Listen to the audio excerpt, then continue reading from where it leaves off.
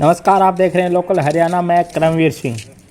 हरियाणा सरकार द्वारा फसल खरीद का कार्य भले ही 1 अप्रैल से शुरू कर दिया गया हो, लेकिन इस बार मंडियों के अंदर अभी तक 2 दिन के खरीद के बावजूद कोई भीड़ नज़र नहीं आ रही है। आज फसल खरीद के दूसरे दिन हमने कनीना मंडी का दौरा किया और वहां देखा कि मंडी पूर्ण रूप से खाली है। किसान मंडी के अंदर अपनी फसल लेकर नहीं आ रहे हैं। पिछले वर्षों जो किसान 10-10, 12-12 घंटे लाइनों में खड़े रहकर अपनी फसल बेचने का इंतज़ार करते थे, वो इस बार मंडियों से नदारद हैं। इसका कारण ये है कि महेंद्रगढ़ ज़िले में अधिकांशतः सरसों ज़्यादा होती है और गेहूं कम होता है मुकाबले सरसों के।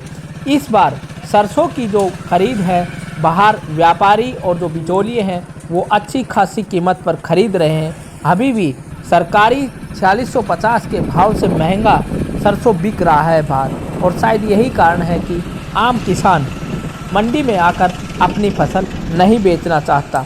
गांव के अंदर अभी भी सरकारी खरीद से बाहर अभी भी सरसों की कीमत किसानों को अच्छी मिल रही है। जहां सरकार सरसों 4650 रुपये प्रति क्विंटल के हिसाब से खरीद रही है, तो वहीं किसान बाहर अपनी फसल को 4600 से लेकर 4900 रुपये तक बेच रहे हैं। और शायद यही कारण है कि किसान अपनी फसल को लेकर मंडियों में नहीं आ रहे। पिछले 2 दिनों से हुई खरीद में कनीना मंडी के अंदर 1 अप्रैल यानी कल केवल एक किसान आया, जो कि गेहूं की फसल बेचने के लिए आया था और 27 क्विंटल गेहूं किसान ने बेचा।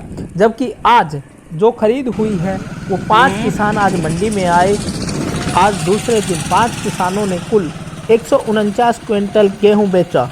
इस तरह पिछले 2 दिन में कुल 176 क्विंटल गेहूं की खरीद कनीना मंडी में की गई। लेकिन सबसे बड़ी बात ये रही कि जो कनीना मंडी सरसों खरीद के लिए पूरी तरह से भरी होती थी, वह कनीना मंडी पिछले 2 दिन से बिल्कुल सुनी है।